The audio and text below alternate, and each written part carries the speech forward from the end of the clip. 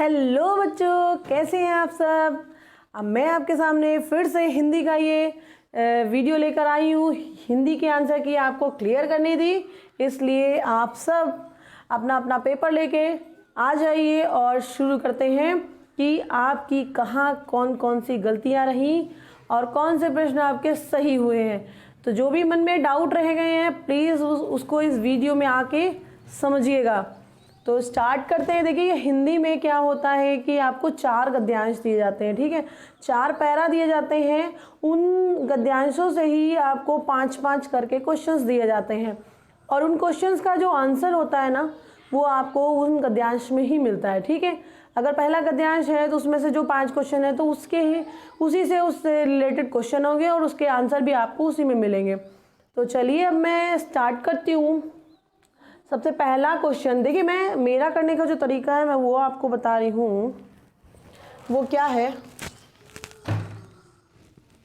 मेरा जो करने का तरीका वो ये है कि सबसे पहले मैं क्वेश्चंस पढ़ती हूँ और मैं आपको भी सजेस्ट यही करूँगी सबसे पहले आप क्वेश्चंस करिए, क्योंकि जब आप क्वेश्चन पढ़ते हो ना पहले तो उससे क्या होता है कि आपका जो आपको एक टारगेट मिल जाता है, आपके माइंड को ना एक टारगेट मिल जाता है कि मुझे सर्च क्या करना है। आप सामने नॉर्मल आप पैरा पढ़ोगे तो क्या होगा कि मतलब ऐसे ही पढ़ रहे हैं, कुछ मन नहीं, लेकिन जब हमें टारगेट मिल जाएगा उसके बाद जब हम गद्यांश पढ़ेंगे ना कि हाँ मुझे अपना वो क्वेश्चन जो है वो उस गद्यांश में सर्च करना है, तो इससे आई थिंक बहुत ज़्यादा बेनिफिट मिलता है। आप भी इस तरीके से एक बार कर सकते हो। तो सबसे पहले हमारा जो फर्स्ट क्वेश्चन है उसको देखते हैं। हमारा फर्स्ट क्वेश्चन क्या कहता है, हमारा फर्स्ट क्वेश्चन कह रहा है ज्वालामुखी के बारे में क्या सही नहीं है। ज्वालामुखी के बारे में क्या चीज़ सही नहीं दी गई है इस गद्यांश में। तो अब हमें इसमें क्या करना पड़ेगा, ज्वालामुखी का पूरा ये गद्यांश पढ़ना पड़ जाएगा, क्योंकि ये जो क्वेश्चन है इसमें जो ऑप्शन दिए हैं वो सारे ऑप्शन क्या इस गद्यांश में दिए हुए, अगर नहीं दिए होंगे जो नहीं दिया होगा वही सही होगा, क्योंकि पूछा ये कहा जा रहा क्या सही नहीं है, क्योंकि जो दिया होगा वो तो सही होगा। तो पहले पढ़ते, ज्वालामुखी जलता हुआ पर्वत है जिसमें पृथ्वी में गहराई तक जाने वाला एक बड़ा सा छिद्र होता है। ऑप्शन भी आप देख लो, वह बड़ी जंगली आग सा होता है, यह राख धूल और लावा फेंकता है, यह अधिकांशतः समुद्र के निकट पाया जाता है। डी, इसमें पृथ्वी से नीचे एक बड़ा गहरा छिद्र होता है। तो ये छिद्र वाला ऑप्शन हमें यहाँ मिल चुका है। तो मतलब ये तो इसके बारे में सही कहा गया है। अब हम आगे चलते हैं। इसके खुले हुए मुंह को ज्वालामुखी का मुख विवर कहा जाता है। कभी कभी कोई ज्वालामुखी शताब्दियों तक शांत रहकर अचानक सक्रिय हो जाता है। ज्वालामुखी का विस्फोट कहा जाता है और राख धूल गैस तथा भाप के बड़े बादल बड़ी आवाज सहित ज्वालामुखी के मुख विवर से उठते हैं। कुछ समय के बाद गर्म पिघली हुई चट्टान जिसे लावा कहा जाता है पहाड़ से नीचे बहने लगती है। ये अनेक दिनों या सप्ताहों तक जारी रह सकता है। फिर ज्वालामुखी दोबारा सो जाता है या अनेक वर्षों तक सुप्तावस्था में रहता है। बहुत से ज्वालामुखी समुद्र के निकट पाए जाते हैं जो द्वीपों का निर्माण करते हैं। अभी देखिए यहाँ पे यह अधिकांशतः समुद्र के निकट पाए जाते हैं। आप देख सकते हो हमारा थर्ड जो ऑप्शन दिया है वो भी मतलब इस गद्यांश में दिया हुआ है तो वो भी सही है, इसलिए जो नहीं सही है उस पार्ट को आपने बताना है। अब कहा जा रहा है यह राख धूल और लावा फेंकता है, तो आप देख सकते हो कि यहाँ पे दिया हुआ था और राख धूल और गैस तथा भाप के बड़े बादल बड़ी आवाज़ सही ज्वालामुखी के मुख विवर से उठते हैं। मुख विवर मतलब एक पहाड़ टाइप का होता है, उसके बीचों जब ज्वालामुखी बढ़ते हैं तो 20 सेंटर पॉइंट से क्या होता है सारी चीज़ें ये निकलती हैं। तो मतलब ये भी ऑप्शन इसमें दिया हुआ है। तो जो नहीं दिया है वह बड़ी जंगली आग सा होता है। ये ऑप्शन जो है आपका कहीं पे भी गद्यांश में नहीं दिया हुआ है। और ऐसे भी कॉमन सेंस आप समझ सकते हो कि ज्वालामुखी तो एक मतलब पृथ्वी की आंतरिक चीज़ें हैं, ये तो मतलब पृथ्वी के अंदर घटित होने वाली चीज़ें हैं। और जंगली आग तो आपको कैसे भी लग सकती है, इसको हम लिंक नहीं कर सकते हैं ज्वालामुखी से। तो ये आंसर हमारा गलत वैसे है कि मतलब ये ज्वालामुखी के बारे में नहीं कहा जा रहा, बट हमसे पूछा जो जा रहा है सही आंसर। तो 61 का जो है ए जो है वो सही होगा। 62 को देखते हैं। जब किसी ज्वालामुखी का विस्फोट होता है तो उसे डैश कहा जाता है। तो अब यहाँ पर जब किसी ज्वालामुखी का विस्फोट, तो ए सुप्त, बी सोया हुआ, सी सक्रिय और डी मौन। बोला यहाँ पे देखिए कभी कभी कोई ज्वालामुखी शताब्दियों तक शांत रहकर अचानक सक्रिय हो जाता है। तो आपको, मुझे नहीं लगता है कि इस आंसर का क्वेश्चन का आंसर नहीं मिला होगा। यहाँ पे आपको क्लियर हो गया होगा। वैसे भी सुप्त अवस्था का मतलब कि वो सोया हुआ है, ठीक है। और सोया हुआ, जब वो मतलब कुछ एक्टिविटी कर रहा है ज्वालामुखी, तो मतलब वो सक्रिय हो रहा है, ठीक है। तो यहाँ पे जो आंसर होगा वो सी होगा।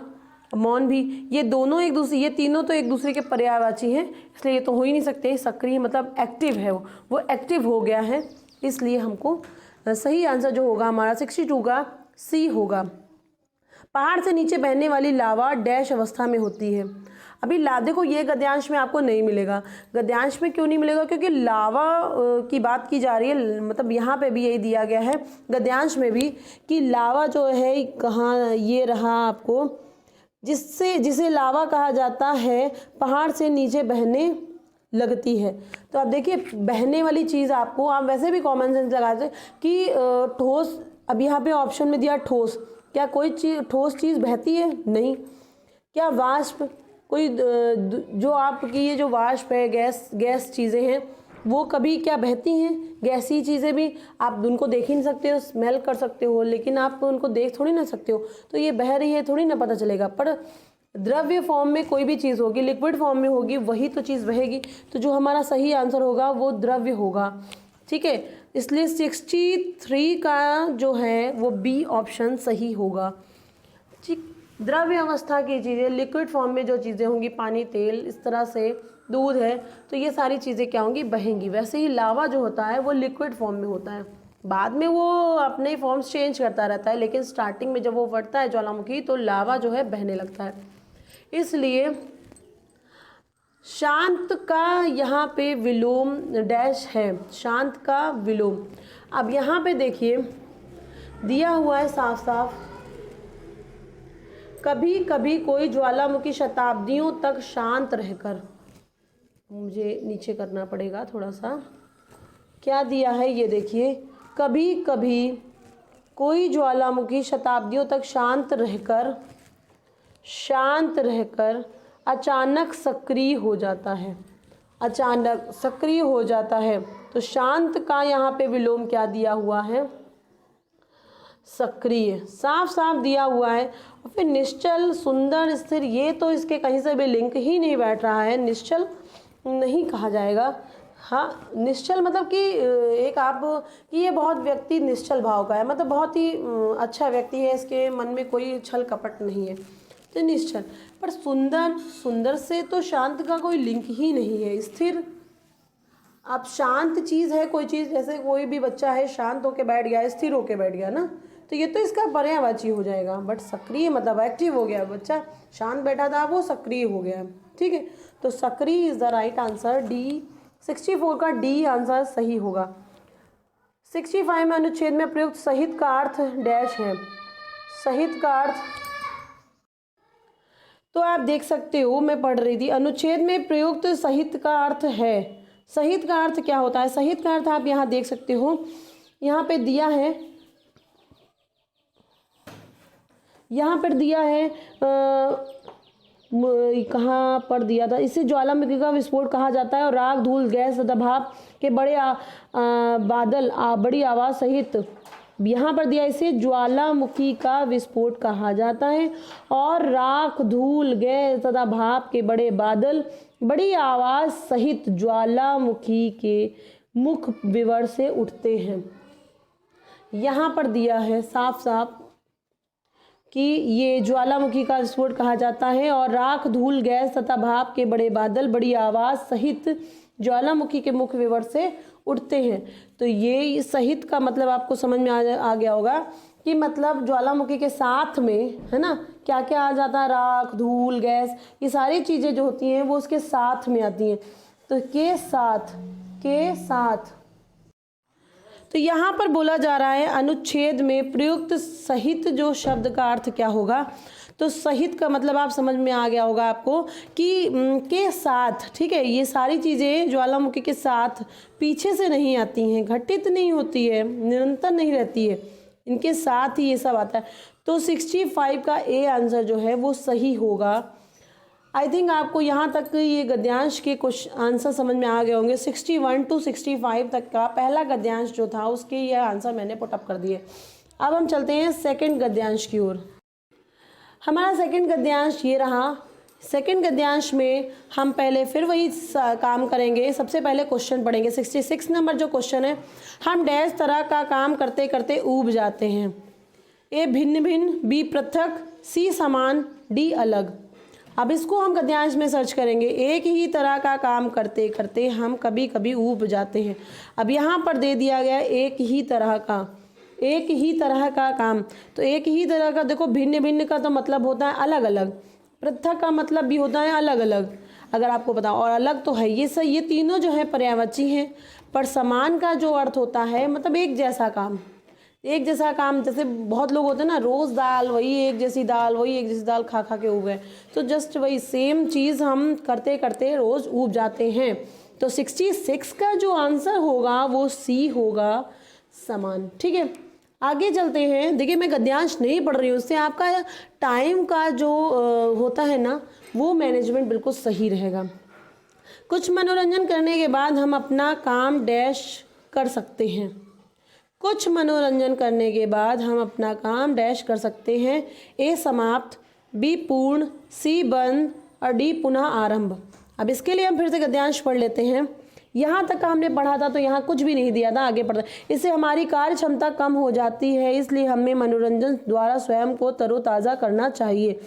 इससे हम अपना काम उसी क्षमता और उत्साह से पुनः आरंभ कर सकते हैं। हमें अपना आंसर मिल चुका है।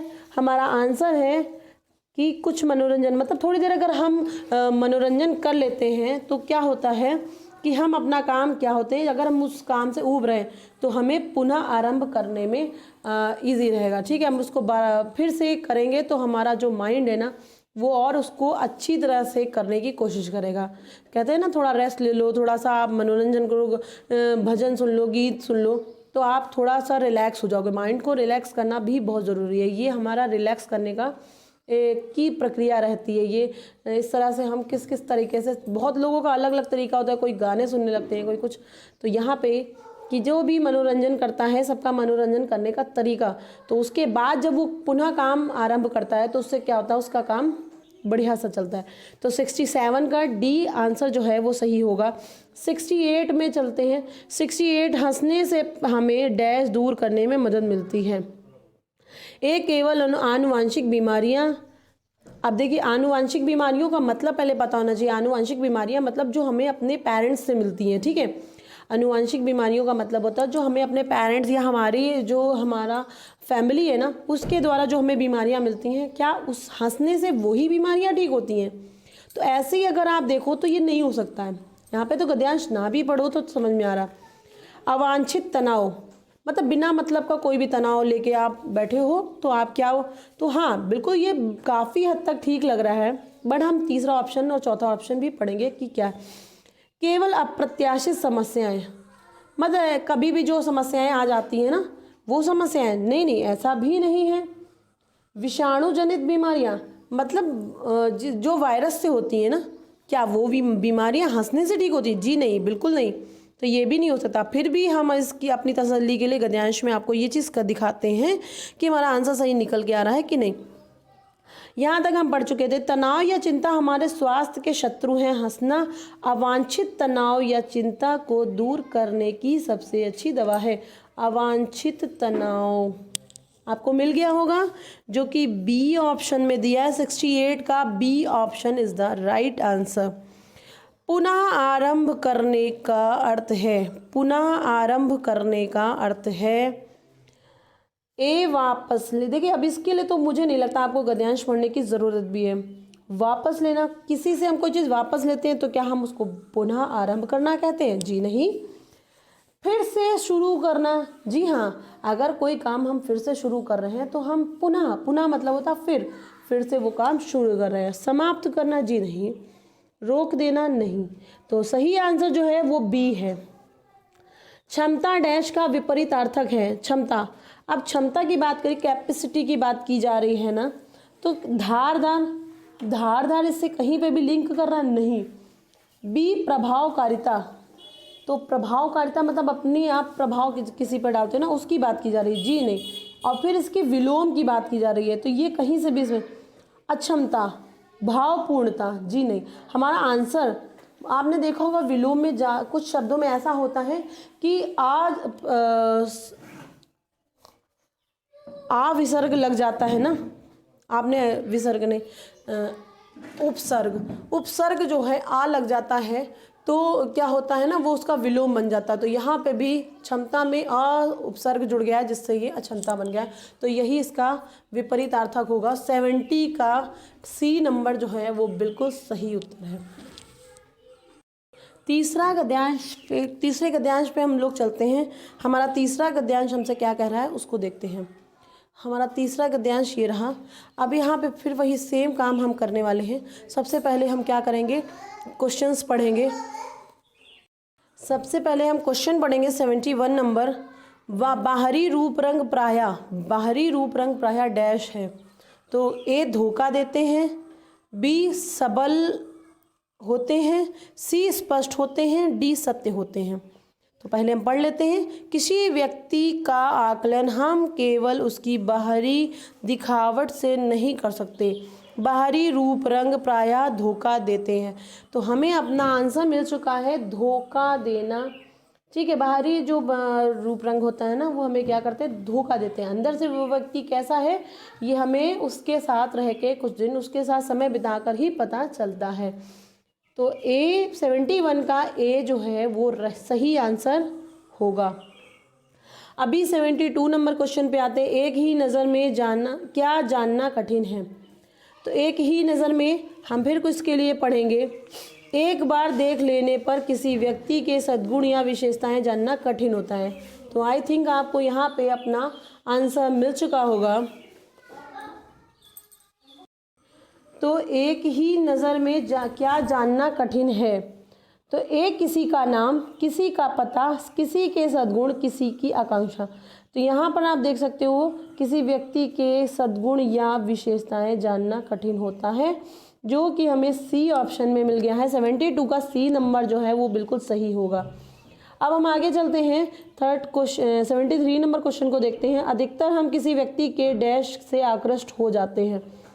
आकृष्ट तो यहाँ पर दिया था, देखिए, बाहरी दिखावट से कभी कभी हम किसी व्यक्ति की ओर उसके बाहरी रूप रंग से आकर्षित, सॉरी यहाँ पर आपको नहीं दिख रहा, यहाँ देख लेते हैं। कभी कभी हम किसी व्यक्ति की ओर उसके बाहरी रूप रंग से आकर्षित हो जाते हैं। ये देखिए साफ साफ दिया था आकर्षित।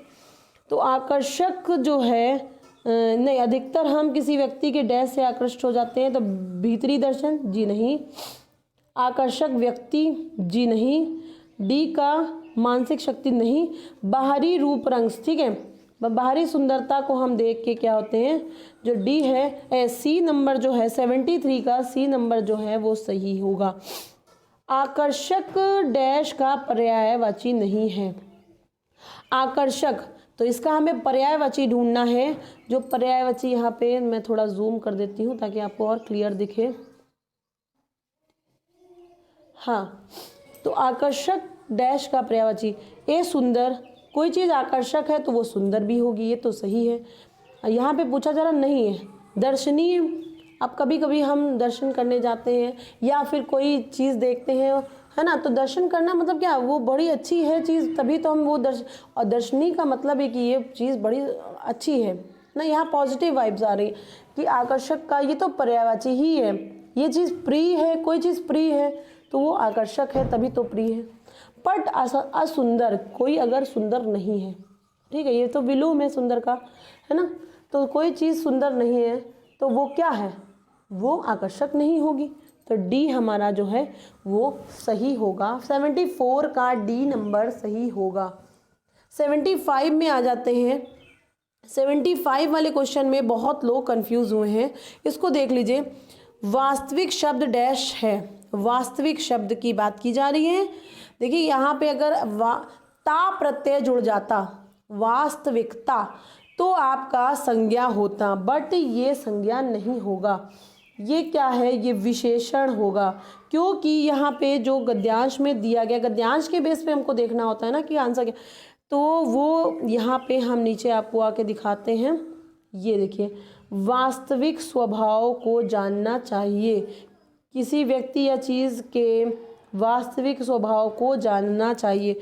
तो ये किसी के यहाँ स्वभाव का मतलब आप समझ सकते हो ना, उसके नेचर की बात कर रहा है, तो उसका वास्तविक नेचर क्या है, तो ये कहीं ना कहीं विशेषता से ही लिंक कर रहा है।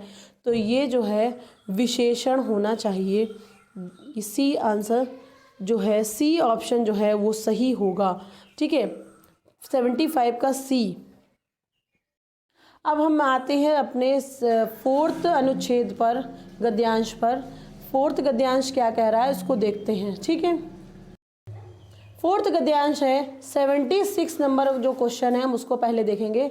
लाल बहादुर शास्त्री भारत के डैश प्रधानमंत्री थे।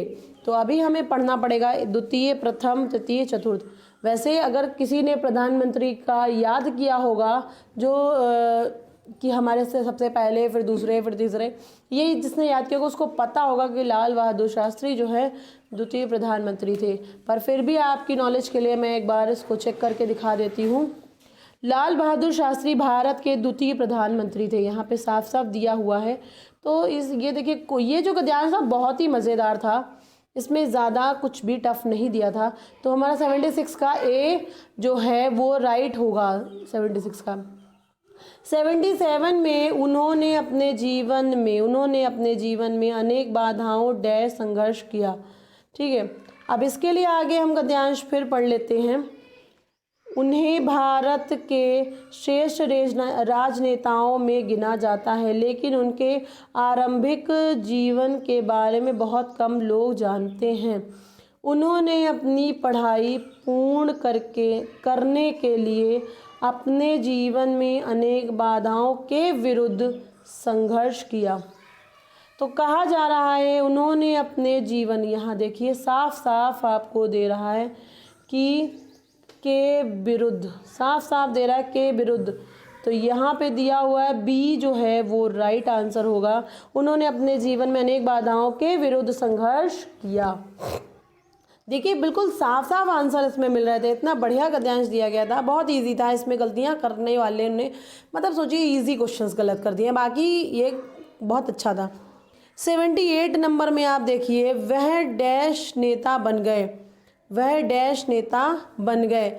तो यहाँ पे भी एक व्यक्ति के, कुछ व्यक्तियों के, सी भीड़ के, डी जन के। तो हम पढ़ लेते हैं फिर से जो गद्यांश में आगे क्या, ये देखिए अगर हम ध्यान दें तो यहाँ पे दिया है शीघ्र ही वे एक जन नेता बन गए। साफ साफ दिया था, देखिए बहुत अच्छा गद्यांश था, जन नेता। तो डी जो है वो सही होगा। D option is the right answer. 78 का डी। 79 बन गए क्रिया का डैश काल है।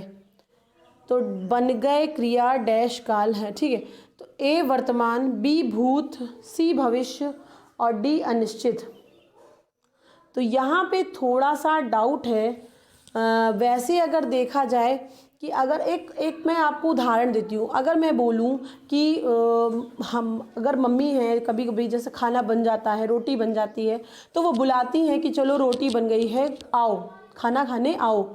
तो मतलब वो काम हो चुका होता है। ठीक है, वो काम हो चुका होता है, इसलिए क्या है आप बाद में जा रहे होते हो, तो मतलब वो काम हो चुका था, मतलब भूत की बात की जा रही होती है। अब यहाँ पे इन्होंने यहाँ पे डाउट है, कुछ का कहना है कि वर्तमान हो सकता है या फिर कुछ का कहना है कि भूत, लेकिन मेरा जो मानना है मैं इसको भूत मान के चल रही हूँ। ठीक है, और बाई बात जो बन गए, लेकिन गद्यांश के तौर पे देख सकते कि बहुत जल्दी ही वो क्या हो गए, तो ये वर्तमान की बात लगेगी कि वो जल्दी, बहुत ही जल्द क्या बन गए, नेता बन गए। तो यहाँ पे गद्यांश के तौर पे इसको वर्तमान माना जा सकता है, पर वैसे जो है कोई काम हो चुका है, बन गए, तो इसका मतलब होता है भूत की बात की जा रही है। तो थोड़ा सा ये डाउट वाला क्वेश्चन है। अब ये एग्जामिनर इसको किस फॉर्म में ले रहा है ये नहीं कह सकते, इसलिए या तो ये या, लेकिन 90% हम लोग भूत की तरफ जा रहे हैं, बाकी 10% वर्तमान ले लेते हैं। ठीक है। तो अभी आप बी ऑप्शन जो है वो सही मानिए, 79 का बी ऑप्शन जो है वो सही होगा। गद्यांश के तौर पे अगर देखा जाए तो वर्तमान चल रहा है, ठीक है, बट कोई नहीं, इसको पता चल जाएगा। ये थोड़ा सा डाउटफुल वाला क्वेश्चन था। पूरा करना डैश का पर्यायवाची है। पूरा करना, आरंभ करना, बी जारी रखना, सी संपन्न करना, डी खुलना। कोई चीज़ स्टार्ट हुई, काम प्रारंभ किया, आरंभ किया, तो मतलब उससे पूरा करने का थोड़ी ना, वो तो शुरू हुआ है, आरंभ थोड़ी ना हुआ। जारी रखना तो मतलब वो काम अभी भी चल रहा है, तो कंटिन्यू है, तो ये इससे पूरा करने से इसका भी कोई लिंक करें। संपन्न करना, जी हाँ, ये पूर्ण हो गया काम, ये संपन्न हो गया काम, ये पूरा हो गया, तो ये सिमिलर है, ठीक है, तो ये इसका पर्यायवाची हो सकता है। खुलना नहीं, ये भी नहीं, तो जो 80 का सी ऑप्शन जो है वो बिल्कुल सही होगा। खाली इस वाले क्वेश्चन में थोड़ा सा डाउट है, कोई नहीं, बाकी अभी इसको आप भूत मान के चलिए, ठीक है। तो 79 का जो है बी ऑप्शन सही माना जा रहा है और 80 का सी, ठीक है। तो आई थिंक आपको ये जो है वीडियो भी बहुत अच्छे से समझ में आ गया होगा और आपने अपनी हिंदी चेक कर ली होगी कि किसके कितने गए हैं। तो प्लीज़ कमेंट बॉक्स में कमेंट करके बताइएगा कि आपके कितने मार्क्स बन रहे हैं। तो इसके बेस पे ना मैं जो है आपको कट ऑफ बता सकती हूँ कि आपका सिलेक्शन मतलब मेरिट लिस्ट में आ सकते हो या नहीं, ठीक है। तो प्लीज़ वीडियो के लास्ट में मैं बस इतना कहना चाहूँगी कि प्लीज़ जो है इस वीडियो को ज़्यादा से ज़्यादा शेयर करना मत भूलिएगा और प्लीज़ लाइक करना, कमेंट करना एंड शेयर करना एंड सब्सक्राइब करना भी बिल्कुल मत भूलिएगा मेरे चैनल को, क्योंकि ये सब्सक्राइब करेंगे तो आपको नेक्स्ट जो नोटिफिकेशन बेल आइकन को भी प्ले कर दीजिएगा, क्योंकि आपको नोटिफिकेशंस मिलते रहेंगे इससे। तो चलते हैं, हम नेक्स्ट वीडियो में मिलते हैं। जो वादा किया था वो मैंने पूरा किया है, थोड़ा सा लेट ज़रूर किया है क्योंकि मैं थोड़ा सा बिज़ी बहुत ज़्यादा रहती हूँ, तो इस वजह से, बट मैं आपको जो आंसर की मैंने दी है वो बिल्कुल सटीक आंसर की है और बिल्कुल सही आपको ऐसा ही मिलने वाला है। आप अपने इसी के बेस पे अपने आंसर की को जज कर सकते हो, ठीक है। तो चलते हैं, नेक्स्ट वीडियो में मिलेंगे आपसे बहुत जल्दी।